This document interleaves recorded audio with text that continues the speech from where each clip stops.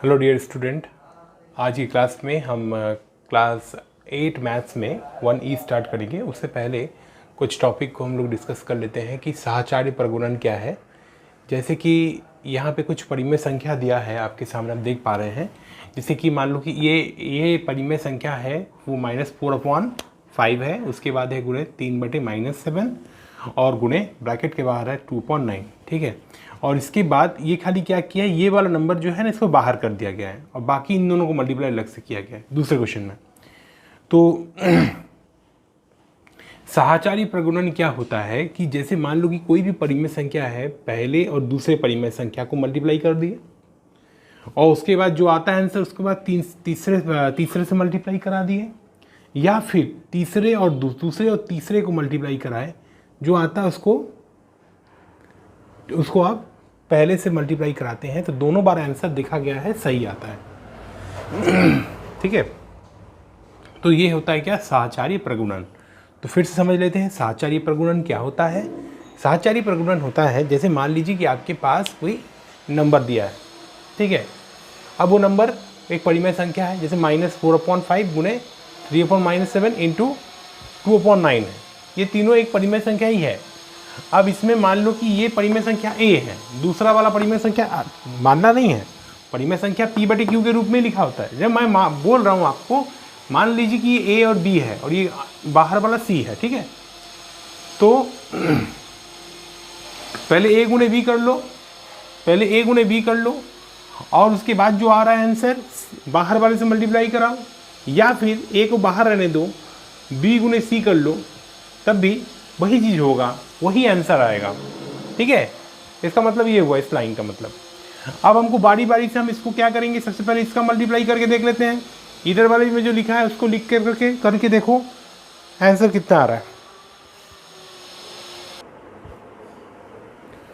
देखो बच्चों, हम लोगों ने मल्टीप्लाई किया है, हमने मल्टीप्लाई करके देखो इसमें क्या किया है। सबसे पहले वाले क्वेश्चन को मैंने उतारा है यहाँ पे, और उतारने के बाद सबसे पहले क्या किया है, उतारने के बाद सबसे पहले आप यहाँ पे देख सकते हैं कि यहाँ पे इन दोनों को पहले ब्रैकेट में मल्टीप्लाई कर दिया, तो 4×3 12 हो गया। यहाँ पे इसके साथ इसका मल्टीप्लाई कितना हो जाएगा, 35 हो जाएगा। जो बचेगा यहाँ पे मल्टीप्लाई किया, क्रॉस अगर बीच में क्रॉस होता है तो क्रॉस डिवाइड हो सकता है, तो यहाँ पे ऐसे से डिवाइड कर देंगे। 3 से टेबल में 3 बार में, ये 4 बार में गया 12।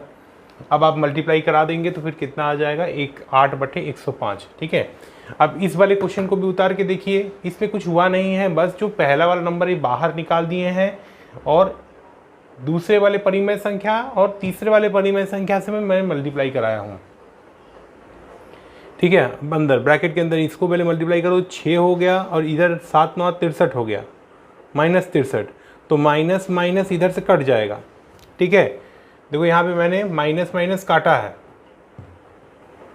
यहाँ पे माइनस माइनस था, ये कट गया, और जब सॉल्व करेंगे तो आ जाएगा इसमें भी 8/105। तो दोनों कंडीशन में आंसर बराबर आएगा, ठीक है। तो इसीलिए मैंने लिखा है कि परिमेय संख्या p/q गुणे r/s कर लो, जो आएगा उसको t/q से मल्टीप्लाई कर दो, या फिर p/q को बाहर निकाल लो, किसी नंबर को बाहर निकाल लो और दूसरे और तीसरे परिमेय संख्या को अलग से ब्रैकेट में अंदर मल्टीप्लाई करके भी आंसर चेक करो कि दोनों क्या होगा, बराबर होगा। इसी नियम को हम लोग क्या कहते हैं, साहचर्य प्रगुणन।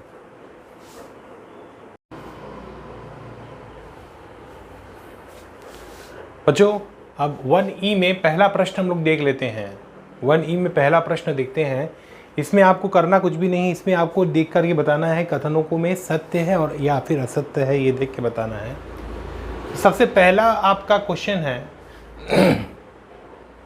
कि 2/-5 गुणे 3/4 और -3/4 गुणे 2/-5, क्या ये सत्य है या फिर असत्य। देखो आंसर दिया है सत्य, तो हम लोग को आंसर को देख करके चलना नहीं है, पहले अपने कॉन्सेप्ट को क्लियर करना है कि मैंने आपको बताया था क्रम विनिमय नियम, और क्रम विनिमय नियम यही होता है, दो परिमेय संख्याओं का गुणनफल अगर बदल के भी करते हैं, जैसे मान लो कि अगर कोई परिमेय संख्या p/q गुणे r/s है और इसको बदल करके मल्टीप्लाई कर देते हैं r/s गुणे p/q, तो इन दोनों का गुणनफल आपस में बराबर आएगा, मैंने अभी बताया था।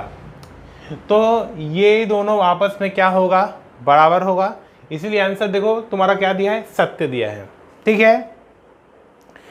बच्चों अब अगले प्रश्न की ओर चलते हैं। अगले प्रश्न में क्या दिया है, ये प्रश्न आप बुक से देख लीजिएगा। -2/3 गुणे 1/5 और ब्रैकेट के बाहर -2/7 है। और यही चीज़ मैं अभी बता रहा था कि क्रम विनिमय नियम, देखो वही क्वेश्चन है क्रम विनिमय का नियम का। P/Q एक पहला परिमेय के साथ दूसरे परिमेय का मल्टीप्लिकेशन किया है, जो आंसर आएगा वो तीसरे के साथ मल्टीप्लाई होगा। वही आंसर होगा जो कि दूसरे और तीसरे का मल्टीप्लाई करें और बाद में फिर पहले वाले से मल्टीप्लाई करें। मैं अभी याद करो, अभी क्वेश्चन एक किए हैं एग्जाम्पल का, तो उसमें हम लोग को सही प्राप्त हुआ था आंसर। तो ये दोनों बराबर है, तो यानी सही बात में ये बराबर होगा।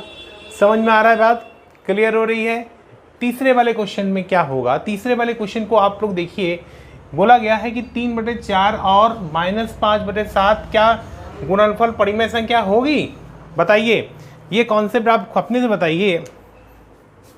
इसके बीच में अगर मल्टीप्लाई कर देते, मान लो कि 3/4 गुणे -5/7 है, इसको गुणनफल करेंगे तो यार हमारे पास जो आंसर नंबर आएगा 15 बटे कितना आएगा, 28 आएगा। तो ये भी तो एक परिमेय संख्या है, लेकिन तुमको दिया क्या गया है, दिया है गुणनफल परिमेय संख्या नहीं है, यानी क्वेश्चन गलत बोल रहे हैं, ये असत्य वाक्य है, तो आंसर क्या हो जाएगा, असत्य हो जाएगा। देखो चौथे पे चले आते हैं। चौथे वाले प्रश्न में क्या दिया है, पहले देखो ये वाला एक भाग है, इसी क्वेश्चन का दूसरा भाग ये है।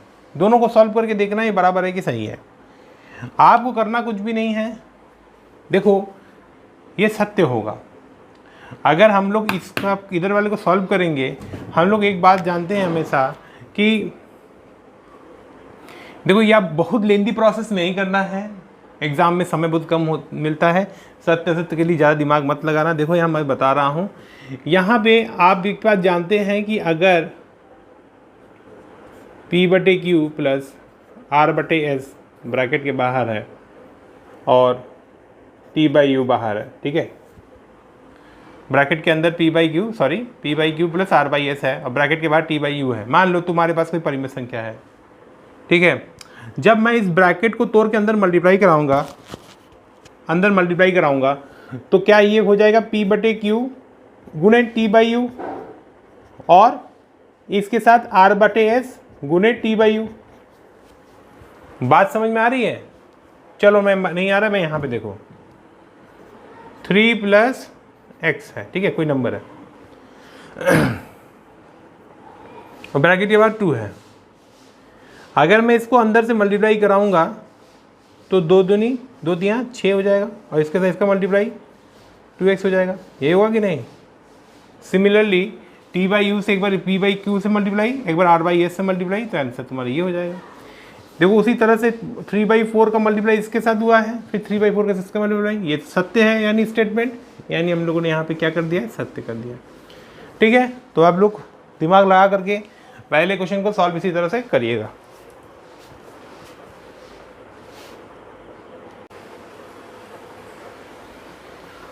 अगला क्वेश्चन है दूसरे नंबर का। बच्चों दूसरे वाले क्वेश्चन को देखो।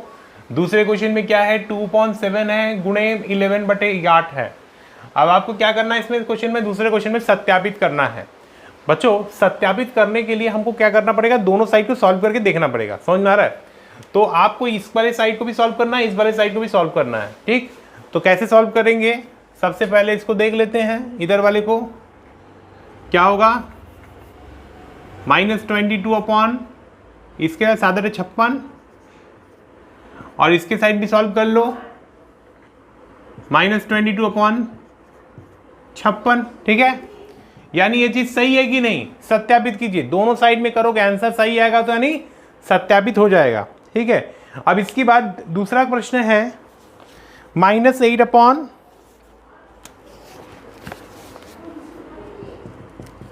-8/9 गुने 15/17 इज इक्वल टू 15/17 इंटू -8/9। ठीक है, बात सेम है कि नहीं? देखो टीचर अगर सारे क्वेश्चंस को कर देगा तुमको तो अच्छा नहीं लगता है, फिर वो फील नहीं आता है कि हाँ सर समझ में आ गया। हाँ, तो आपको क्या करना है ना सर, ये क्वेश्चन मैं बता रहा हूँ, आपको दूसरा क्वेश्चन अपने से करना है। इन दोनों को मल्टीप्लाई कर देना, फिर इन दोनों को मल्टीप्लाई करके चेक कर लेना, आ जाएगा। समझ में आ गया? क्लियर हुई? कांस्टेंट वीडियो को चेक करते रहोगे, देखते रहोगे तो तुमको समझ में आएगा। ठीक,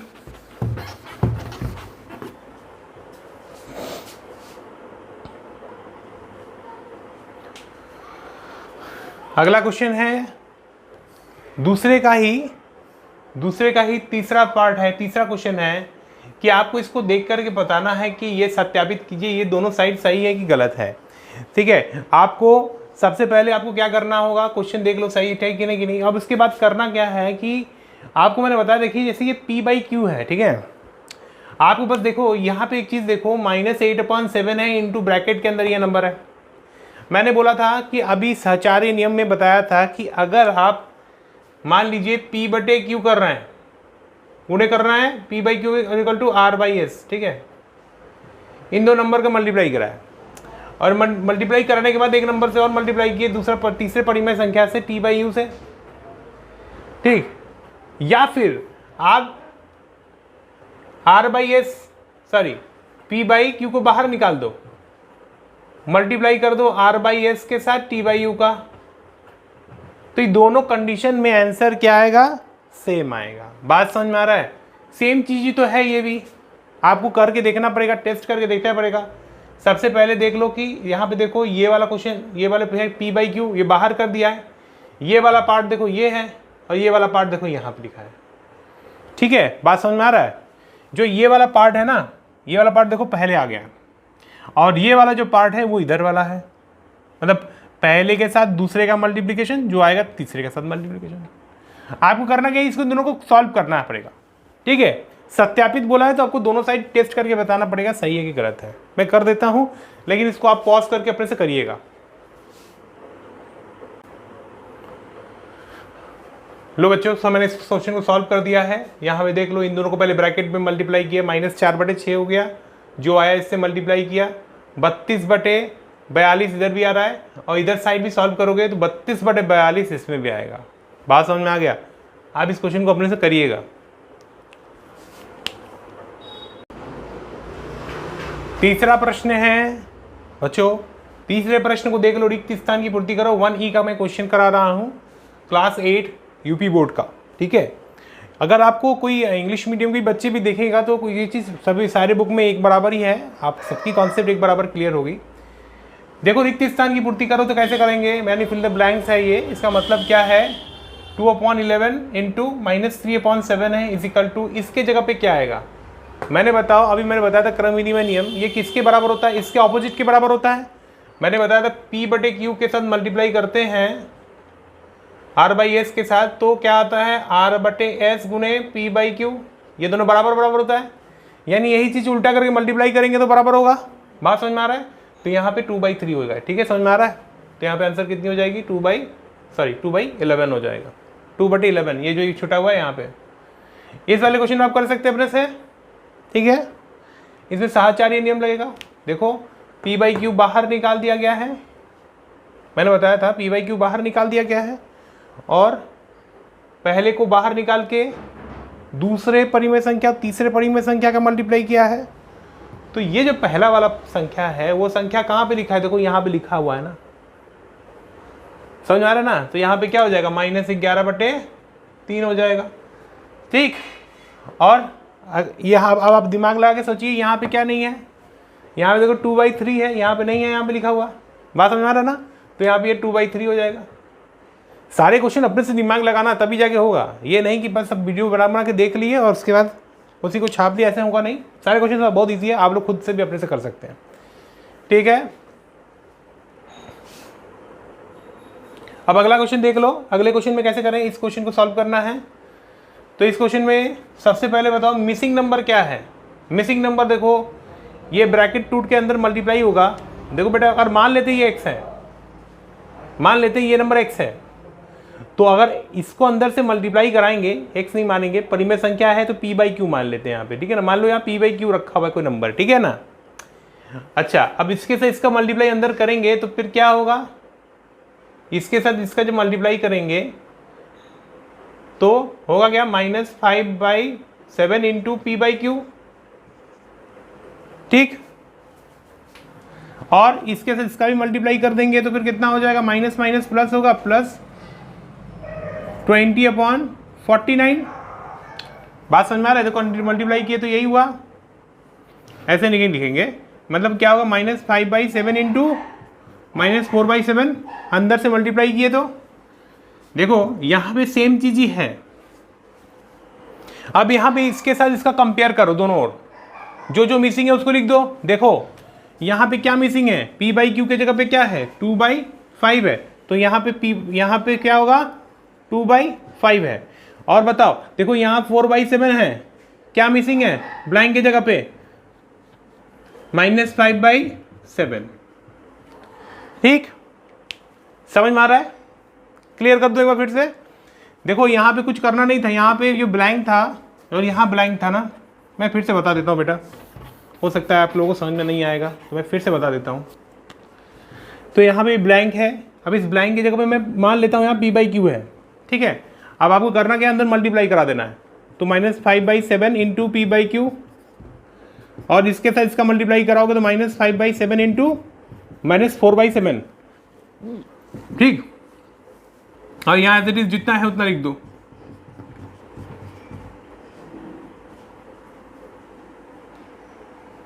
कौन सा था यहाँ पे, क्या नहीं था, एक सेकंड क्वेश्चन देख लेते हैं। ठीक है, यहाँ पे ये चीज लिखा हुआ था।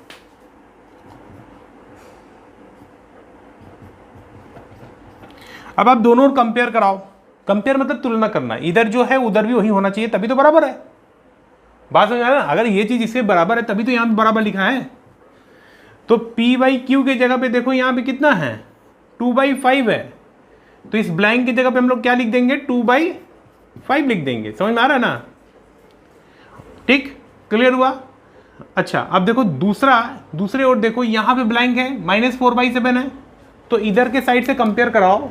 देखो ये चीज इधर के साथ बराबर है, साइड में क्या लिखा है -5/7 है, तो उधर भी -5/7 होगा तभी तो बराबर होगा, तो इधर भी क्या हो जाएगा -5/7।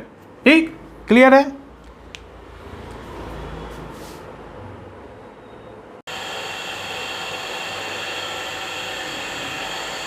बच्चों इस एक्सरसाइज का आखिरी क्वेश्चन मैं करने जा रहा हूं।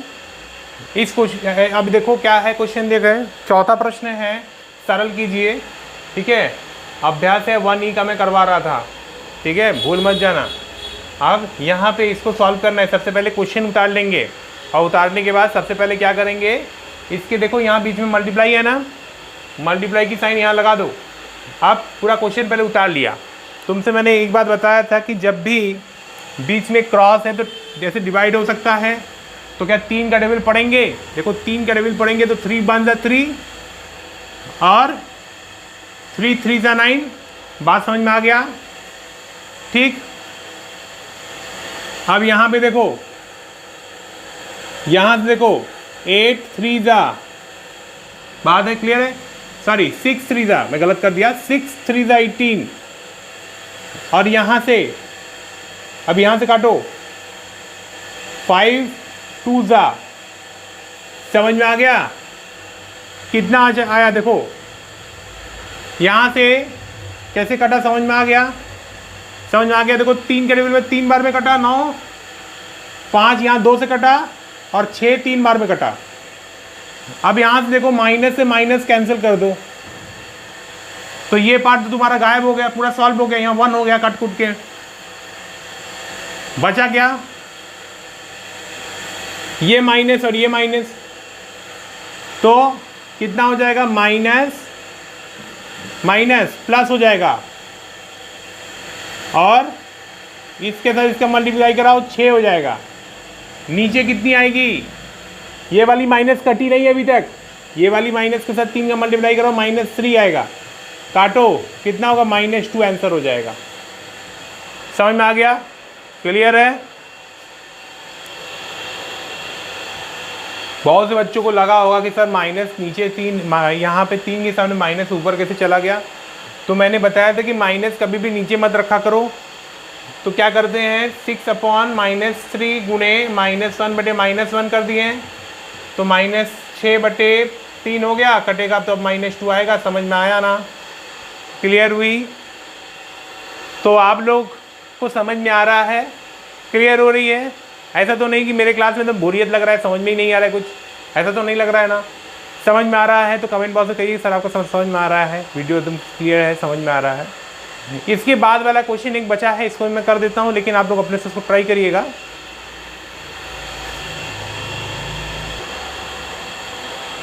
बेटा देखो अगला प्रश्न है -1/9, ये लास्ट प्रश्न है एक्सरसाइज का बच्चों। तो -1/9 3/20 गुणे -4 गुणे 6/-5, इसको आप लोग अपने से सॉल्व करिए। बात समझ में आ रहा है? इसको आपको अपने से सॉल्व करना है। देख लीजिए, कोशिश करिए, शायद हो जाएगा। वीडियो को पॉज करके ट्राई करिए।